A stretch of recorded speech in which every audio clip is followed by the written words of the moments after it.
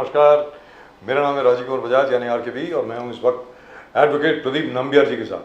प्रदीप जी नमस्कार। नमस्कार सर, नमस्कार। आप सब लोगों को हमारी तरफ से यानी नेशन नाउ की तरफ से जय हिंद, जय महाराष्ट्र, जय भवानी, जय शिवाजी, वंदे मातरम। वंदे मातरम। जय सिया राम, हर हर महादेव। हर हर महादेव। अस्सलाम वालेकुम, Sat Shri Akal, good evening, shalom, vanakkam. In Chinese, ni hao. In Japanese, konnichiwa. Pradeep ji. Amariyako Jambu to our viewers in East Africa, South Africa, the continent of Africa, wherever they speak Swahili. Wonderful.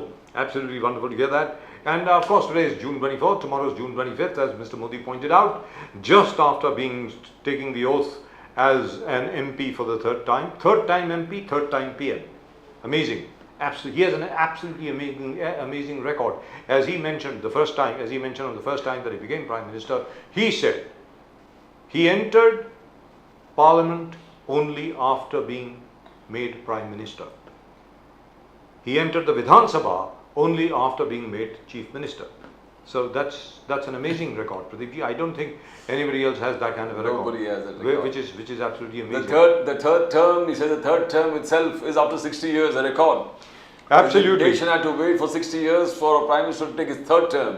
And that today shows the faith the people has on him and the NDA alliance. And today, this is in answer to the opposition, that is the India Alliance, carrying copies of the Constitution with them and saying that they will not allow anybody to change the Constitution or to violate it or to fiddle around with its basic principles. Mr. Modi reminded everybody that tomorrow, that is the 25th of June, will be the 50th anniversary of the declaration of the emergency. Exactly. 50 साल हो गए साहब, 50वीं मतलब 39 साल हो जाएंगे और 50वीं शब्द एनिवर्सरी होगी, 50वीं वर्षगांठ होगी आपातकालीन के डिक्लेरेशन की। तो that's what Mr. Modi reminded everybody, and he also said, I am here to see that this kind of thing never happens again. As long as he is there, he'll never let this happen. और उन्होंने ये भी कहा कि मेरे लिए सबसे ज्यादा पवित्र किताब जो है, सबसे ज्यादा भक्ति वाली किताब जो है, मेरे लिए श्रद्धा की जो किताब है, वो हमारा संविधान है, ऐसा मोदी जी ने कहा. Exactly, and he also said emergency was a blot, the biggest blot on Indian democracy. That's right. And that dark age can never be forgiven. That will never be forgiven. The years of emergency, the total democracy, the entire process of democracy, that will never, you can never, and it will never be repeated again as long as Prime Minister Modi is there. And he has promised that he will leave in विरासत में मैं विकसित भारत छोड़ के जाऊंगा. And विकसित भारत 90 अभी आएंगे 2047 सपने जी जो देखे हैं उसको अचीव करने के लिए 2047 is the date. लेकिन ऑपोजिशन का ये कहना है प्रदीप जी, विरासत को भी आप देख रहे हैं, विकसित भारत को भी आप देख रहे हैं, देश को विश्वगुरु भी बनाएंगे. विश्वगुरु बनाने के पहले एक परीक्षा तो आप ठीक ठाक तरीके से कंडक्ट कर लीजिए. नीट की परीक्षा ही कंडक्ट नहीं हो पा रही. यूपी के अंदर 18 बार पेपर लीक हुआ प्रदीप जी फॉर रिक्रूटमेंट, 18 बार. And they're catching people everywhere. Now Maharashtra has arrested some people on the NEET scam. You had Uttar Pradesh arrest, you had Bihar people arresting, in Gujarat you had arrest. तो प्रदीप जी मतलब के arrest वहीं हो रहे हैं जहाँ पे Bharatiya Janata party की सरकार है.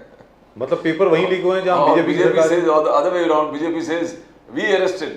So we have shown that हम लोग सरकार है तो भी अरेस्ट कर लेते हैं. I mean ड्रग्स के जब हो गए थे बार-बार incidences of catches where the Adani ports are concerned, there the BJP said we are the people who are catching. Our government is in power, we are catching it. What is there to hide? जी हम ही पकड़ रहे हैं. We are smashing this racket. So ऐसा वो कह रहे हैं. और जहाँ तक विपक्ष का सवाल है, विरोधी दलों का सवाल है, उनका ये कहना है कि पेपर लीक वहीं हो रहे हैं जहाँ पे भारतीय जनता पार्टी की सरकार है. इसका मतलब क्या हुआ? लेकिन एक चीज तो है प्रदीप जी, जहाँ तक कि उत्तर प्रदेश का प्रश्न है, उत्तर प्रदेश में तो सेकंड टर्म है योगी आदित्यनाथ जी की. तो पुलिस की भर्ती में, क्लर्क्स की भर्ती में, स्टेट गवर्नमेंट के अलग अलग पोस्ट की भर्ती में, वहाँ पे हर जगह पर 18 बार पेपर लीक हुआ है. यहाँ पर कितनी अरेस्ट हुई हैं, कितने लोग गिरफ्तार हुए हैं? मतलब ये हो क्या रहा है? तो कभी कभी तो ये शक सामने आता है. मैं नीट की बात नहीं कर रहा हूँ, मैं रिक्रूटमेंट की बात कर रहा हूँ.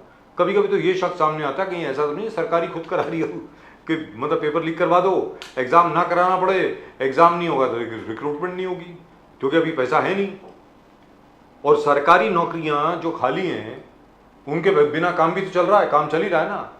तो इसका मतलब ये हुआ कि उतना बजट आप सेव कर रहे हैं, मतलब in effect we don't have the money, let's be very clear, this somewhere or the other we don't have the money. But as far as Mr. Rahul Gandhi is concerned and the Congress is concerned, they're very, very clear. They're going to be talking about 3 or 4 things, and these 3 or 4 things are going to be absolutely crucial to their entire campaign during this session and the coming sessions. Number 1, the NEET scam. They say we are not going to let this government go as far as the NEET scam is concerned. On Agniveer के ऊपर हम इनको छोड़ेंगे नहीं। Number 3 Manipur के ऊपर, और number 4 जो रेलवे डिजास्टर्स हो रहे हैं उसके ऊपर। क्योंकि हर बार फॉर एग्जांपल नीट स्कैम हुआ, आदरणीय सम्मानीय एजुकेशन मिनिस्टर साहब कहते हैं कुछ नहीं हुआ, एनटीए में कुछ नहीं हुआ, ये कुछ नहीं हुआ, वो कुछ नहीं हुआ, और अब आपने जो नेशनल टेस्टिंग अथॉरिटी है उसके चेयरमैन या सीईओ उनको आपने बदल दिया। अगर कुछ हुआ नहीं तो बदला क्यों? अच्छा, हमारे धर्मेंद्र प्रधान साहब जो हैं उनके खिलाफ कोई एक्शन नहीं हो रहा। रेलवे का एक्सीडेंट हो जाता है, बालासोर में हुआ, उसके बाद न जाने कितने और हुए, अश्विनी वैष्णव साहब के सब के खिलाफ कोई एक्शन नहीं है। मणिपुर में अभी तक प्रदीप जी हिंसा भड़की हुई है, फिर भी वीरेंद्र सिंह साहब वहीं के वहीं विराजमान है। अब मेरा ये कहना है कि जहां तक मणिपुर का सवाल है, मणिपुर के बारे में मुझे ऐसा लगता है कि एक स्पेशल पार्लियामेंट्री कमेटी बनाई जाए जिसको अलग से होम मिनिस्टर साहब को ब्रीफ करना चाहिए, because Manipur is a very टची subject sir. और उसमें क्या हो रहा है असल में बैकग्राउंड क्या है, और क्यों वहां पर एक अपेरेंट पॉलिटिकल एक्शन जो है वो नहीं लिया जा रहा। वो मुझे लगता है कि जैसे लीडर ऑफ द ऑपोजिशन है, साथ में सीनियर पार्लियामेंटेरियंस हैं, उनको बुला करके उनको ब्रीफ कर दिया जाए, so that everybody comes to know that what is being done is in the interest of the country. And also what the Congress's agenda is Jammu and Kashmir terror attacks. They say, why are the terror attacks happening even when you claim Article 370 has wiped out terrorism in Jammu and Kashmir? You say there is development in Jammu and Kashmir. आप आंकड़े दे रहे हो, इतने development हुआ, क्या-क्या हमने किया. At the second time, after that they talk about price rise, inflation. Has Mr. Modi been able to control price rise and inflation? All the essential items are expensive as on today, including onions and potatoes. That is what the Congress say, and they have listed a list of things and how expensive, how inflated they are. And the last they say, Prime Minister Modi always talk about devaluation of the rupee compared to the dollar, falling of the rupee value compared to the dollar. Even today, it's on the downside. It's falling, falling, falling, and you're not able to contain it. Prime Minister Modi had come into power saying that the Manmohan Singh government could not control the rupee against the dollar, falling rupee, and now the rupee is still falling. It has never gone up or stable. Now these are the issues which the Congress thinks they can match along when you said the NEET, the train accidents, various other paper leaks and law and so these are absolutely essential. Jammu and Kashmir हम लोग ले ले तो जहाँ पूरे एक chart of development Modi साहब ने दिया कि हमने इतने इंस्टीट्यूशंस खोले, इतने नर्सिंग इंस्टीट्यूट्स खोले, मेडिकल इंस्टीट्यूट्स खोले, वो गलत नहीं है। हाँ, that's गलत नहीं है। yes, बिल्कुल। जहाँ पर जो मोदी जी क्लेम कर रहे हैं वो गलत नहीं है, बिल्कुल नहीं। लेकिन where I think the government has gone wrong, I think the Modi government has gone wrong, is to have tried to claim कि आर्टिकल 370 अब रिपील हो गया, अब उसके बाद अब कोई आतंकवादी घटना नहीं होगी यहाँ पे। That I think is very foolish. How can you prevent it? How can anybody prevent it, Pradeep ji? कोई प्रिवेंट कर सकता है क्या? जैसे अभी दागिस्तान में कल ही रशिया के दागिस्तान में एक सिनेगॉग के और एक कैथोलिक चर्च के ऊपर अटैक हो गया, आगे मतलब लोगों ने फायरिंग कर दी, पता नहीं कितने लोग मर गए वहां पे। Can anybody claim that you know this is not going to happen? It happens, you can't, because a terrorist attack is something that is it is beyond your control. Even with the best intelligence, even with the best defense systems, even with the best information technology and everything else, look at the United States of America. They could not prevent 9/11. They couldn't. They couldn't. So to claim that, what ought to have been claimed is, we will see to it that they are reduced to a minimum, and we'll destroy anybody who comes and attacks. That is a good claim to have. And where the economy is concerned, Prime Minister Modi says we are growing at 8.2. Like international agencies, rating agencies are saying we are growing at 7.2. World Bank says that we are the fastest growing economy in the whole world. Which is true. Now all these things are true, and he says the biggest foreign exchange reserves we've got. We increase the foreign exchange reserves to the biggest to the biggest ones. They say $38.13 billion is the current exports, boosting exports. Now all these things show that development is there, but then the nitty-gritties, as Rahul Gandhi says, लोकतंत्र को हमको बचाना है, लोकतंत्र को मैं बर्बाद. No, the point is both swear by the Constitution. Prime Minister Modi, he swears by the Constitution. He says the darkest days of democracy will never come back again. Rahul Gandhi says, Sonia Gandhi, the entire opposition, India Alliance, with the holding the Constitution in their hand, they said, we are going to protect the Constitution. Now, who's going to destroy the Constitution? Now, samajh mein nahi aa raha, both swear by the Constitution. So, let's see how far...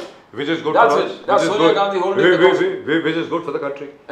Both swear by the Constitution. That's right.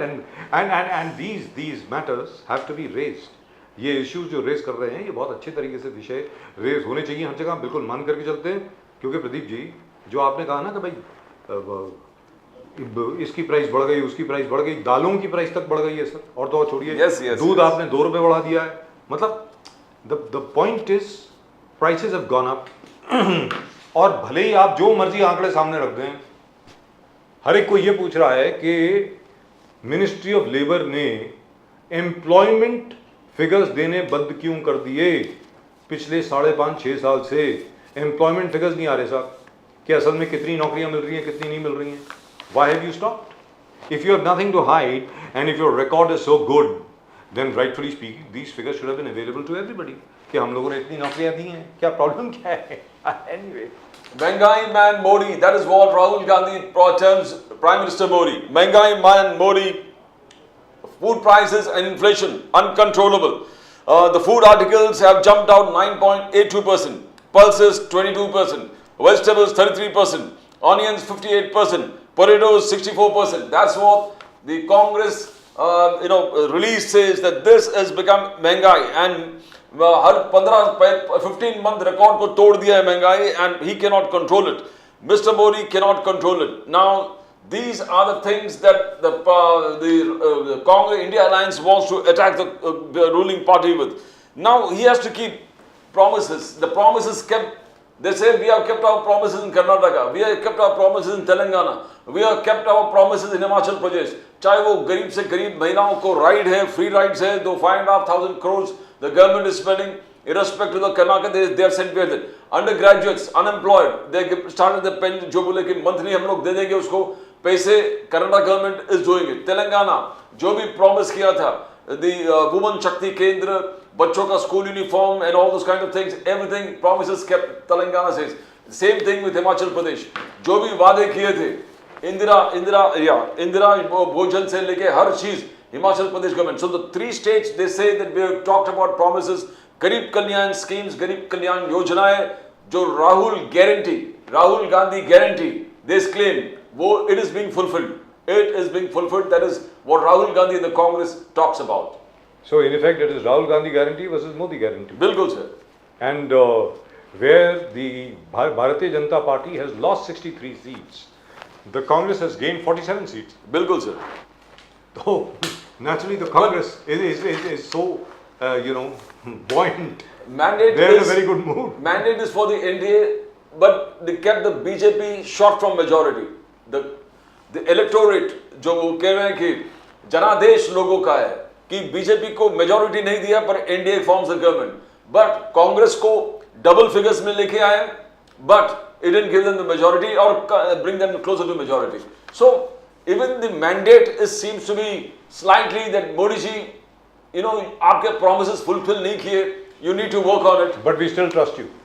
Yeah, but we still think you're the better bet. We think that you're a bigger and better bet. That's right. The only disappointment for me personally was the performance of the Aam Aadmi Party. आम आदमी party की जो performance है वो मेरे लिए काफ़ी disappointing थी, क्योंकि दिल्ली शहर में एक भी सीट ना मिलना आम आदमी पार्टी को लोकसभा में, वो बिल्कुल दर्शाता है कि दिल्ली के लोग जो हैं उनका दिमाग जो है वो कंपार्टमेंटलाइज्ड है साहब, कि लोकल इश्यूज जो होगा, स्थानीय विषय जो होगा उसके लिए आम आदमी पार्टी, राष्ट्रीय विषय जो होगा उसके लिए बीजेपी. मुझे ऐसा लग रहा है. One of the things I remember when Kishore Tiwari was talking to you, he said, let me tell you, it is not that लोकतंत्र खतरे में है या 400 पार has not defeated the BJP. It is the agrarian crisis that have destroyed the BJP Which is true, and fallen below the majority line. And we are not talking about it. Nobody wants to talk about it. The farmers are unhappy and they are... Oh yes, that's another issue. Oh, Yes. that's another issue where the Congress has said that they're going to corner the government on. बिल्कुल sir. Especially with regard to the MSP and especially with regard to the farmers. और जो 720 के करीब किसान मर गए थे किसान आंदोलन में, जिसकी वजह से वो 3 किसान कानून वापस लेने पड़े थे सरकार को, कांग्रेस कहती है और बाकी इंडिया अलायंस के भी लोग कहते हैं कि वो पूरी भरसक कोशिश करेंगे कि उनको अच्छी तरीके से सरकार द्वारा मुआवजा दिया जाए. एंड नंबर 3, जब भी फॉर एग्जाम्पल प्रदीप जी पंजाब में जब भी कोई एजिटेशन होती है, कुछ भी होती है, आप सीधा बोल देते हैं कि ये खालिस्तानी है. सीधा मतलब खालिस्तानी है, आतंकवाद पनप रहा है पंजाब में. आतंकवाद.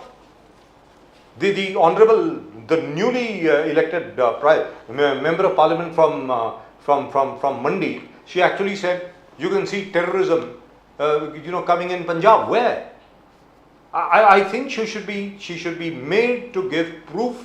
She should be made to provide evidence for making such a statement, which I think is in terrible taste, and it is very irresponsible for a member of parliament to talk in that manner. How can you do that? अभी for example Madhya Pradesh में प्रदीप जी बिल्कुल हाल ही में एक नक्सलवाद हमला हुआ CRPF के खिलाफ. So does it mean what? Madhya Pradesh जो स्टेट है उसकी सरकार को बर्खास्त कर देना चाहिए? मध्य प्रदेश में क्या आतंकवाद पनप रहा है? नक्सलवादियों ने हमला किया है ना अभी सीआरपीएफ जवानों के ऊपर, जिसमें 12 सीआरपीएफ के जवानों की मौत हुई है. बीजेपी की सरकार है वहां पे. इसका मतलब क्या हुआ? I am sure the media would react in the most horrible fashion possible if somebody from the Congress were to get up and say, hey, listen, terrorism has been revived in Madhya Pradesh. But nobody has said that because everybody is responsible, because everybody knows that every government tries its best. So when you have to criticize somebody, criticize in a positive manner in the national interest. Right now, at the moment, from the Aam Aadmi Party, we have Mr. Mahmood Deshmukh. Mahmood Deshmukh साहब नमस्कार. नमस्कार. कैसे हैं sir? Sir कैसे हैं? बस बढ़िया है, बढ़िया सर. तो कल उम्मीद करते हैं कि हाईकोर्ट भी बेल दे देगा, जमानत दे देगा अरविंद केजरीवाल जी को, और अगर नहीं देता है तो सुप्रीम कोर्ट तो है ही. ऐसी क्या बात है?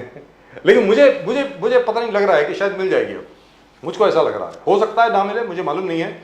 लेकिन वो जो राउत एवेन्यू कोर्ट जो है वो लोअर कोर्ट है, उसकी अगर जजमेंट को पढ़ा जाए तो वो तो जबरदस्त जजमेंट है साहब. मानना पड़ेगा. क्या ऑर्डर है यार, बिल्कुल मानना पड़ेगा. आप क्या कहेंगे इसके बारे में महमूद देशमुख साहब? नहीं, देखिए, राउत एवेन्यू कोर्ट ने जो जजमेंट दिया था वो बिल्कुल सही है, लेकिन जहां तक मैं समझता हूं हाई कोर्ट ने ये मतलब जुडिशरी के हिस्ट्री में पहली बार ऐसा है कि किसी मतलब बेल के ऊपर स्टे दिया जा रहा है. ऐसे अक्सर होता नहीं है. बेल रिजेक्ट किया जाता है वो अलग बात है, लेकिन बेल जो है वो बेल के ऊपर स्टे नहीं दिया जाता है. और यही बात को सुप्रीम कोर्ट ने भी दोहराया है. तो हमें पूरी उम्मीद है कि कल जो है हाई कोर्ट इसके ऊपर बेल देगी, सुनवाई करेगी और हाई कोर्ट इस पे बेल दे देगी. अरविंद जी को बेल कल मिल जाएगी. उच्चतम न्यायालय ने आज कहा है, बिल्कुल महमूद देशमुख साहब बिल्कुल ठीक कह रहे हैं. अभिषेक मनु सिंह भी जब आर्ग्यू कर रहे थे तो उन्होंने कहा था बड़ी अनयूजुअल चीज है ये कि ये क्या है. अरे भाई, बेल के ऊपर पॉज बटन थोड़ी होता है.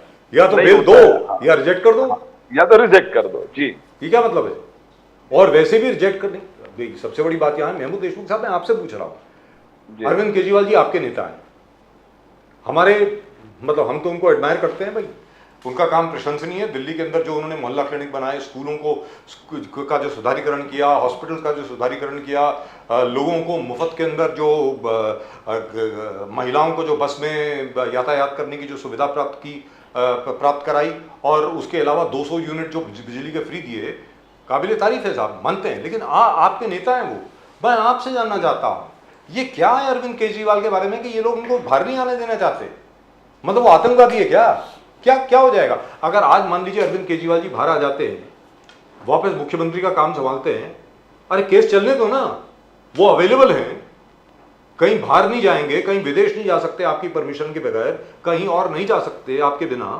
तो मतलब क्या है ये अरविंद केजरीवाल के बारे में कि अरविंद केजरीवाल को बाहर नहीं देखना चाहते? सर बताएं प्लीज. महमूद देशमुख साहब. बजाज साहब, आपने बिल्कुल सही कहा कि ऐसी क्या बात है कि अरविंद केजरीवाल जी को बाहर नहीं देखना चाहते हैं. तो ऐसा है कि अरविंद केजरीवाल जी एक ईमानदार नेता है, और ये जो केंद्र में बैठी हुई जो सरकार है, ये भ्रष्टाचार से मतलब भ्रष्टाचार में पूरी पूरी मतलब यहाँ तक गले तक डूबी हुई सरकार है। तो ये नहीं चाहते हैं, और ये भ्रष्टाचारी लोग हैं, ये नहीं चाहते कि एक ईमानदार नेता जो है इनके सामने खड़ा रहे। तो इसके लिए डरे हुए हैं। मैं बार बार ये हमेशा कहते आया हूँ कि मोदी सरकार जो है वो अरविंद केजरीवाल से डरती है, और इसीलिए वो नहीं चाहती कि मतलब अरविंद केजरीवाल जैसे लोग बाहर रहें, और उनको मतलब झूठे केसों में उन्हें फंसाया गया है। लेकिन ऐसा है कि देर है अंधेर नहीं है, है ना। वक्त आप कल देखेंगे, शायद अरविंद केजरीवाल जी को बेल मिल जाएगा, अरविंद केजरीवाल जी बाहर आएंगे और बड़े मतलब ताकत से मतलब लोगों के बीच में उतरेंगे। सर अगर ना भी मिले एक चीज तो बिल्कुल बिल्कुल स्पष्ट हो गई कि एक कोर्ट ने तो ये सीधा साधा कह दिया कि जो एजेंसी है, एनफोर्समेंट डायरेक्टरेट जो है वो बायस्ड है अरविंद केजरीवाल के खिलाफ। ये लिखा है ऑर्डर में लिखा है कि यहां पर ये अनफेयर काम हो रहा है अरविंद केजरीवाल के साथ। ये सर ऑन रिकॉर्ड आ गया है प्रदीप जी। बिल्कुल, और वो लोअर कोर्ट ने जिस प्रकार से बेल में डिटेल्ड ऑर्डर दे दिया है, और बार बार जो एक्चुअली हर कोर्ट को एनफोर्समेंट डायरेक्टरेट को पूछना चाहिए कि आप इतने वक्त आपका इन्वेस्टिगेशन कभी कंप्लीट होगा, क्या इन्वेस्टिगेशन कंप्लीट होने तक आप एक्यूज को जेल में ही रखेंगे? ये कौन सा न्याय, कौन से कानून के हिसाब से? यानी सालों साल आपका इन्वेस्टिगेशन चलता रहेगा और तब तक ये आदमी जेल में रहेंगे। पहले बार इस प्रकार से क्वेश्चन को जो जजेस पूछने लगे, मजिस्ट्रेट्स पूछने लगे, that is a great sign for democracy. लोकतंत्र के लिए बहुत बड़ी भी चीज है। How do you see that? Because एक उम्मीद की किरण है। देखिए, राउज एवेन्यू कोर्ट ने जो जजमेंट दिया है, मैं समझता हूं सीधे सीधे उन्होंने ईडी को एक्सपोज किया है। वो सिर्फ ईडी को एक्सपोज नहीं किया, वो सेंट्रल गवर्नमेंट को एक्सपोज किया हुआ है, केंद्र सरकार को एक्सपोज किया हुआ है। लेकिन फिर भी ईडी जो है वो अपनी कमियों को छुपाने के लिए वो हाईकोर्ट में ये कर रही है, अपोज कर रही है। और हाईकोर्ट ने जिस तरीके से मतलब कल बर्ताव किया है, ये मैं समझता हूं कि इस देश के इतिहास में पहली घटना ऐसे होगी कि किसी मतलब बेल के ऊपर हाईकोर्ट स्टे दे रहा है। स्टे नहीं दिया सर, पॉज दिया। हाँ, पॉज हो या स्टे हो, बात तो एक ही हो गई सर। हाँ, ये क्या हो गया यार, ये तो बड़ा अजीबोगरीब मसला है मेरी समझ के बाहर है ना। This is the first time कह रहा हूँ, हाँ, पहले बार हम लोग हो रहा है। हाँ, तो ये कहीं ना कहीं ये रुकना चाहिए। मैं समझता हूं कि अब जो है ये सुप्रीम कोर्ट से भी उम्मीद है और हाई कोर्ट से भी हमें उम्मीद है कि हाई कोर्ट इंसाफ करेगी, सुनवाई कर लेगी, कल सुनवाई करेगी। तो महमूद देशमुख साहब, कहने का मतलब ये हुआ कि अभी तक जो स्पेशल कोर्ट हुआ करते थे जहां पर बेल मिलती ही नहीं थी, ईडी अगर आपके सामने खड़ी होगी तो आपको मालूम है कि मैजिस्ट्रेट बेल नहीं देंगे, जज साहब बेल नहीं देंगे। अब तो ये हो गया कि बेल मिल सकती है साहब।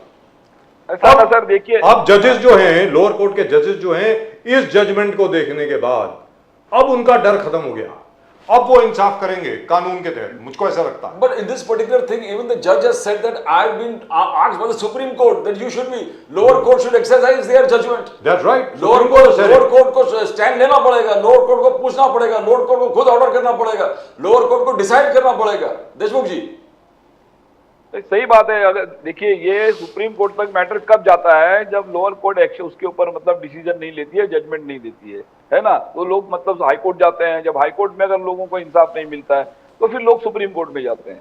तो ये कहीं ना कहीं इस चीज को मतलब रोक लगनी चाहिए। और जैसे अभी राउज एवेन्यू कोर्ट ने, लोकल कोर्ट ने जो जजमेंट दिया हुआ है, मैं समझता हूँ कि आने वाले कल और भी मतलब कई मसले मसाइल के अंदर जो है लोअर कोर्ट उसके ऊपर जजमेंट देगी और लोगों को राहत मिलेगी। अरे भाई, संजय सिंह साहब का केस आपके सामने है ना, वहां पर सुप्रीम कोर्ट ने ये ऑब्जर्वेशन करी थी कि भैया हम बेल कोर्ट हैं क्या, जो बार बार बेल के लिए आप हमारे पास आ रहे हैं। Supreme court is not a trial court, हम लोग ट्रायल कोर्ट थोड़ी है भाई। तब ये एक डायरेक्शन दी गई थी लोअर कोर्ट्स के लिए कि भाई आप अपनी जजमेंट एक्सरसाइज करिए, जो प्रदीप जी ने जिसका जिक्र किया अभी जी।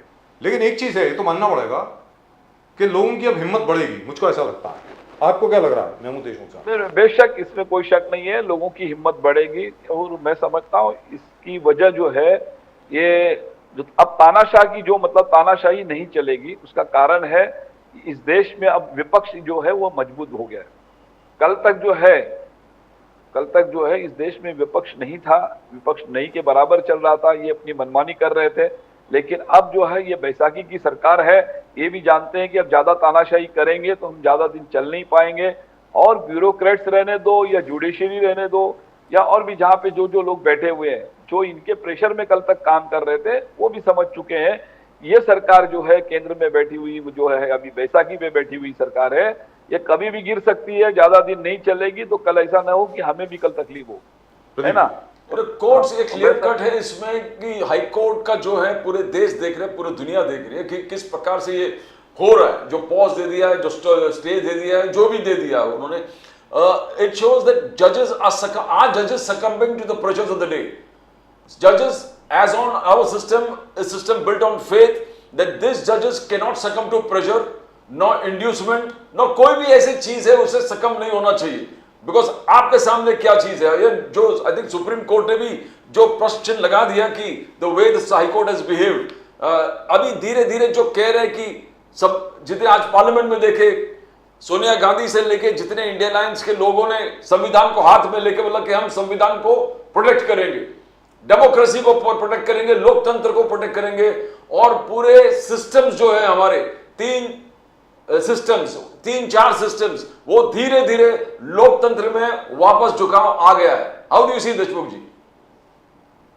सही बात है, ये 3-4 सिस्टम जो पिलर्स हैं, ये लोकतंत्र के जो स्तंभ माने जाते हैं, है ना, जो ब्यूरोक्रेट्स है, जुडिशरी है, पत्रकारिता है ना, तो मैं समझता हूं, और विधानमंडल, तो ये धीरे धीरे लोगों का जो रुझान है वो बदलते जा रहा है। और खास करके मैं समझता हूं कि मीडिया ने जिम्मेदारी ज्यादा लेनी चाहिए, मीडिया ने अपने आप को दुरुस्त करने की आवश्यकता है। अगर वाकई में अगर लोगों ने सही, ये 4 पिलर्स जो है लोकतंत्र के, अगर ये सही ढंग से अगर चलेंगे तो लोकतंत्र बना रहेगा, लोकतंत्र जिंदा रहेगा।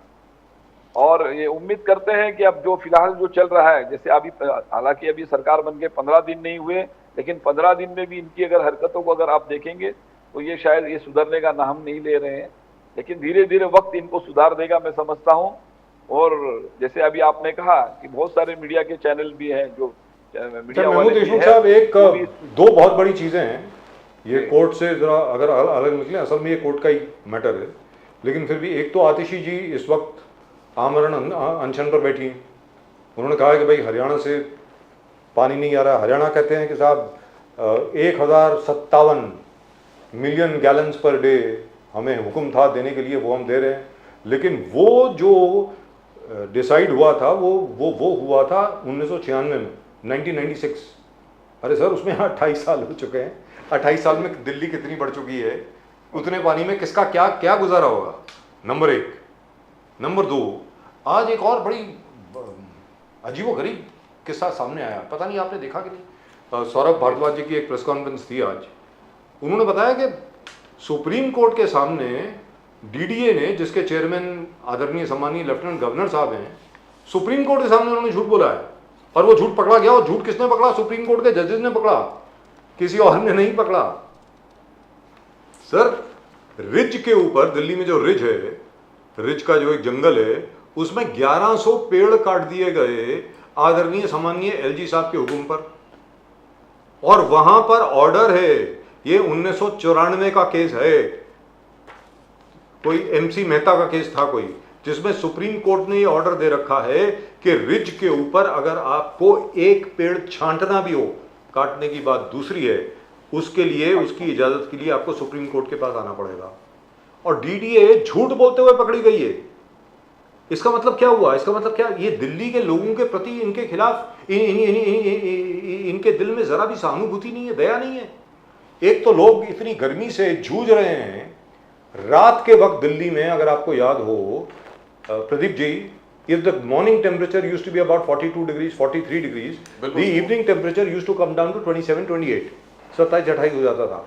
आजकल जो शाम और रात का भी टेम्परेचर है वो भी 38 और 40 के बीच में है, मतलब गर्मी कमी नहीं हो रही है। इसका मतलब ये हुआ, तो एलजी साहब क्या चाहते हैं कि दिल्ली जो है जल भूल के मर जाए? सर आप बताएं देशमुख साहब। तो सर ऐसा है ना, देखिए इनके बारे में आपको भी हैरान नहीं होना चाहिए इनके झूठ के कारनामों पे। एलजी साहब झूठ बोलते हैं, प्रधानमंत्री झूठ बोलते हैं, और ये आप सिर्फ पेड़ों की बात करते हैं, आप दिल्ली जलाने की बात करते हैं, ये तो पूरा देश जलाने पे तुले हुए हैं।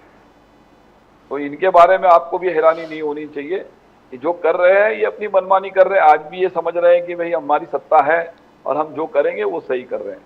लेकिन कहीं अच्छी बात है ये कि सुप्रीम कोर्ट ने संज्ञान लिया हुआ है, और मैं चाहूंगा कि सुप्रीम कोर्ट इनके ऊपर कार्रवाई करे और लोगों के सामने ये बात लाए कि भाई ये जो है दिल्ली के लिए नुकसानदायक है, और दिल्ली का सही नुकसान कौन कर रहा है ये लोगों के भी सामने आना चाहिए।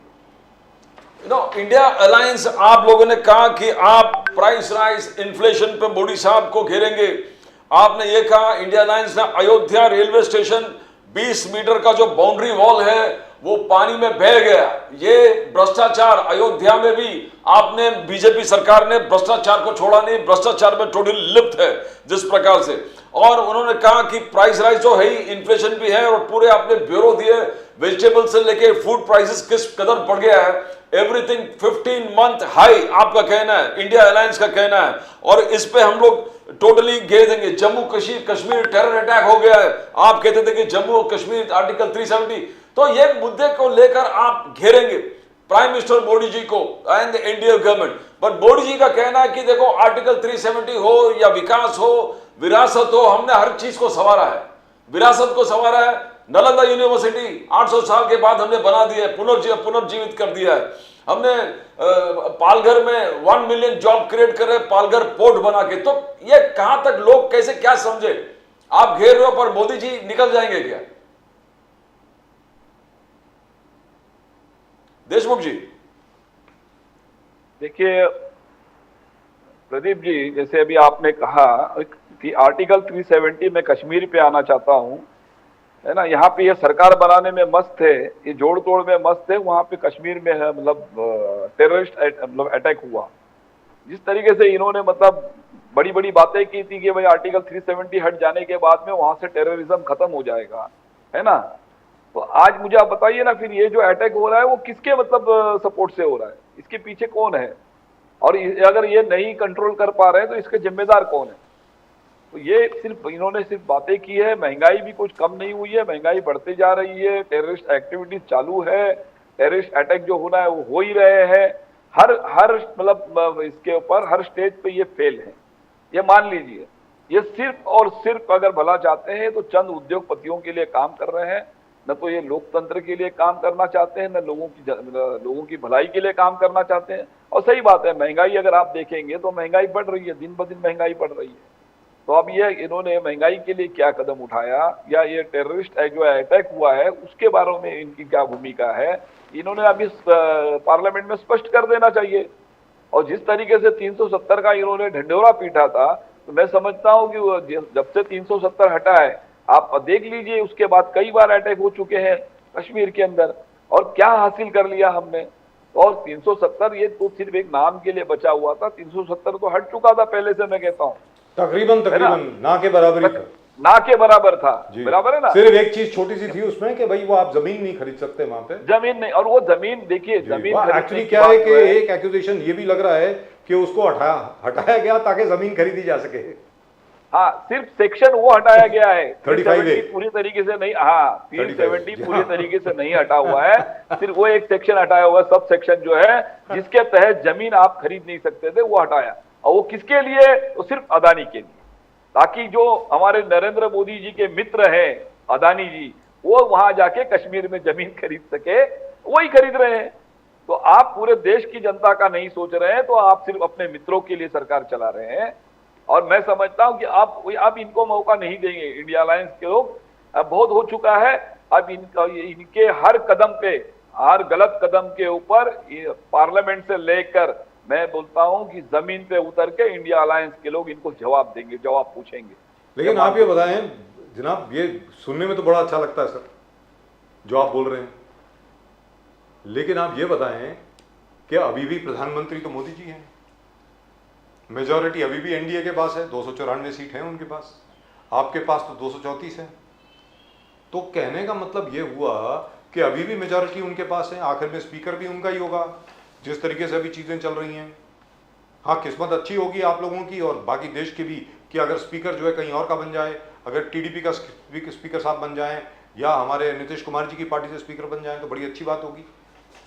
तो अभी भी इनको मतलब कौन रोकेगा? अगर आज पहले ये 150 लोगों को सस्पेंड कर चुके थे एक बार, आपको याद होगा, 150 एमपीज को सस्पेंड कर दिए थे इन्होंने, इस बार 200 को अभी कर 250 देंगे। अभी 234 को करेंगे। इस बार 234 को कर देंगे, सबके सब बाहर, फिर क्या होगा? नहीं, इसीलिए तो ये स्पीकर चाहते हैं ना। देखिए, ये अपना स्पीकर इसीलिए लाना चाहते हैं कि ये स्पीकर के माध्यम से मनमानी करे, है ना। लेकिन मैं समझता हूं कि ऐसा नहीं होगा। स्पीकर जो है कि जो चंद्रबाबू नायडू है, ये भी कोशिश में है। मैं समझता हूं कि वो शायद उनके साथ में वो कमिटमेंट हुआ था स्पीकर के बारे में। अगर वो नहीं फुलफिल होता है तो आने वाले 6 महीने में आपके सामने नजर आ जाएगा क्या होना है क्या नहीं होना है। और स्पीकर का इस्तेमाल तो ये ज्यादातर इसीलिए करेंगे, ये अलग अलग पार्टियों को तोड़ने का। हो सकता है कल टीडीपी तोड़ देवे, ये नीतीश बाबू को तोड़ देंगे, नीतीश बाबू की पार्टी को भी तोड़ देंगे ये। तो ये खतरा तो इनका है। डीएनए तानाशाही का है, तो ये तानाशाही से बाज नहीं आएंगे। नहीं, ये खतरा तो है साहब। भारतीय जनता पार्टी के साथ आजकल जो भी आता है या नहीं आता, उसको ये खतरा तो है। जब से शिवसेना को तोड़ा गया है और साथ में एनसीपी को तोड़ा गया है, और साथ में और तो तोड़ा, नाम भी दे दिया और चुनाव चिन्ह भी दे दिया। इस देश के इतिहास में ये पहली बार ऐसे हुआ ना सर। आप मुझे बताइए ना, ये लोकतंत्र में ये उचित है क्या? ये लोकतंत्र नहीं है, ये लोकतंत्र को मानते नहीं है। इस देश में तानाशाही लाना चाहते हैं। और जैसे अभी आपने कहा ना, मेजोरिटी की बात है, 294 है, लेकिन आप एक ध्यान रखिएगा कि ये जो है बैसाखी की सरकार है। ये अब ये मनमानी नहीं कर सकते हैं।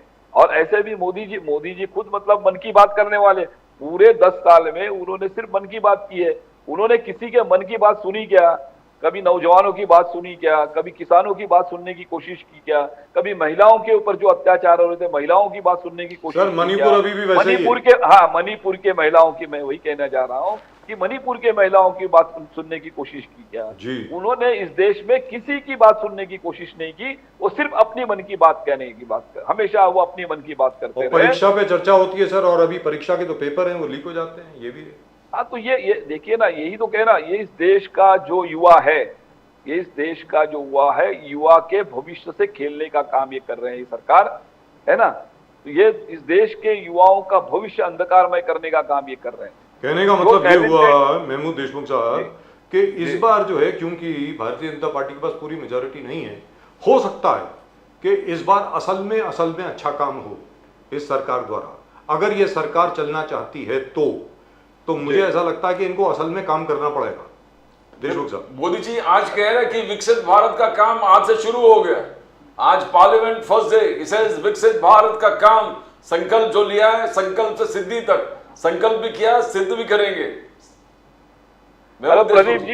प्रदीप जी, इन्होंने अभी क्या कहा आपने कि विकसित भारत का काम आज से शुरू हुआ। तो पिछले 10 साल तक ये क्या कर रहे थे सर? इसके लिए बेस बना रहे थे, वो क्या बोलते हैं, फाउंडेशन लेकर 10 साल ट्रेलर था।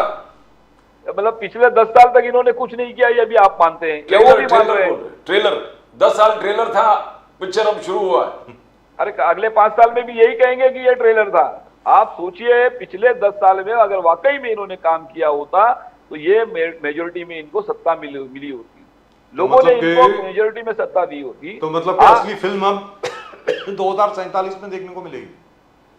सॉरी सर, मैंने कहा असली पिक्चर जो है वो 2047 में देखने को मिलेगी। कहने का मतलब 2047 में हम रहेंगे, आप रहेंगे, नहीं रहेंगे, मालिक जाने, है ना। तो 2047 किसने देखा है? मोदी जी ने देखा साहब। विरासत में मोदी जी ने देखा छोड़ के जाऊंगा, विरासत में देश को विकसित भारत छोड़ के जाऊंगा। मोदी जी ने देखा है साहब। इन्होंने विरासत में क्या छोड़ा है? ये झोला उठा के चले जाएंगे। ये तो कहते हैं ना, विरासत में इनका एक कहावत है ना, एक देखिए कहावत है, बच्चे के पैर पालने में नजर आते हैं। तो उसी तरीके से इनकी हरकत समझ में आती है। 10 साल में इन्होंने क्या किया जो ये इसके आगे करेंगे, है ना।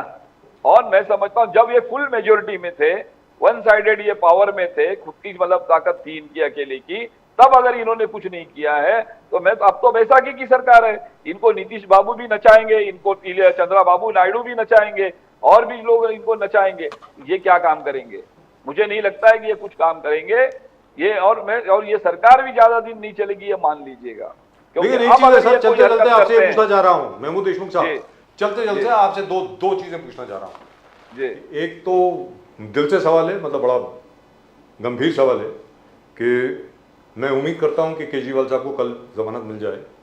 बेल मिल जाए जी। जी, और जैसी उनको जमानत मिलेगी, मुझको ऐसा लगता है कि एकदम रास्ता क्लियर हो जाएगा मनीष सिसोदिया जी के लिए भी और सत्येंद्र जैन के लिए भी। जी मुझको ऐसा लगता है, very frankly speaking. Same case है, बेल मिल जाएगा, बिल्कुल सही। मुझे ऐसा लगता है मिलना भी चाहिए। इतने बिल्कुल साल से, सेम मतलब 2 साल हो सेम गए ग्राउंड पे बेल मिल जाएगा जी। सर। मनीष सिसोदिया जी को 2 साल हो गए, सत्येंद्र जैन जी को 2.5 साल हो गए। मतलब ये ठीक लगता नहीं है, वेरी फ्रैंकली स्पीकिंग। मैं ये बोलता हूं कि अगर वो दोषी हैं तो उनका ट्रायल शुरू होना चाहिए। अभी तक केस शुरू नहीं हुआ है सर, केस शुरू नहीं हुआ है अभी तक तहकीकात जारी है। मतलब ये क्या है? ये गलत है। कोई भी हो, मैं कहता हूं बड़े से बड़ा गुनहगार भी हो, उसका केस तो शुरू होना चाहिए। आपने बेल तो राइट है ना हर एक का, जमानत तो राइट है भाई। आप उसको अंदर रख के क्या कर रहे हैं उसको?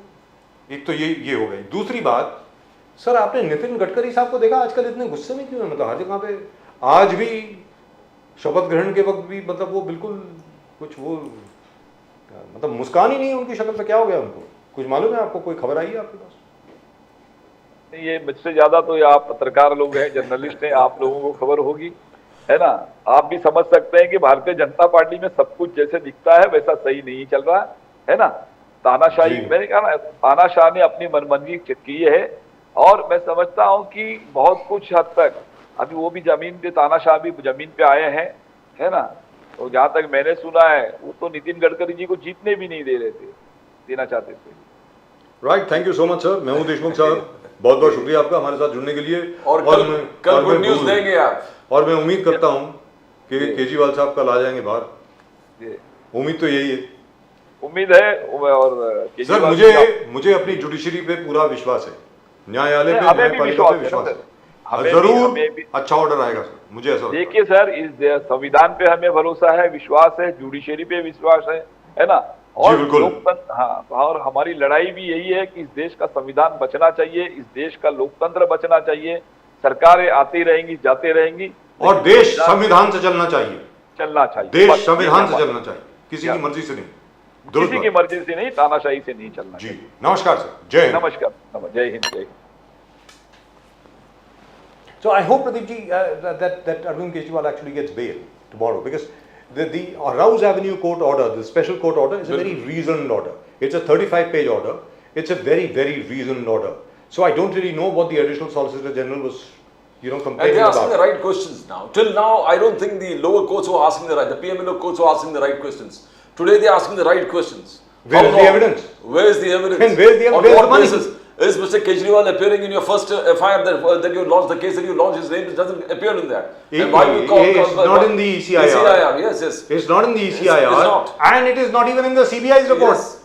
So when it's not there, why you detain this man? And how long is it going to take you? Now, they are asking the right questions. And the right questions they are asking because democracy, now the sounds of democracy is lingering all across the nation. So Pradeep ji, right to the lowest level. Let me put this to you, and you can answer this in as diplomatic a manner as possible.